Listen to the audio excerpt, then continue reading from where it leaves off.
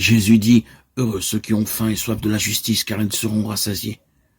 Quand Jésus dit que ceux qui viennent à lui n'auront jamais faim et que ceux qui croient en lui n'auront jamais soif, il dit qu'il étanchera notre faim et notre soif pour être rendus justes aux yeux de Dieu. S'il y a une chose que l'histoire de la religion humaine nous apprend, c'est que les gens cherchent à gagner leur chemin vers le ciel. C'est un désir humain tellement fondamental, parce que Dieu nous a créés avec l'éternité à l'esprit. La Bible dit que Dieu a placé le désir de l'éternité dans nos cœurs. Ecclésiaste 3:11.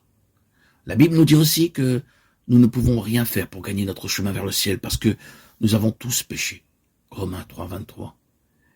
Et la seule chose que notre péché nous vaut est la mort.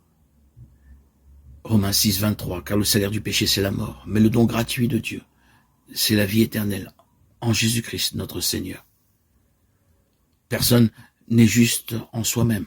Romains 3:10. Comme il est écrit, il n'y a pas de juste, pas même un seul. Notre dilemme est que nous avons un désir que nous ne pouvons pas satisfaire, peu importe ce que nous faisons. C'est là que Jésus intervient, lui et lui seul, pour combler ce désir de justice dans nos cœurs, par la transaction divine.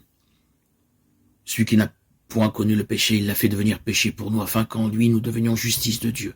2 Corinthiens 5:21. Lorsque Christ est mort sur la croix, il a pris sur lui les péchés de l'humanité et a fait l'expiation pour eux.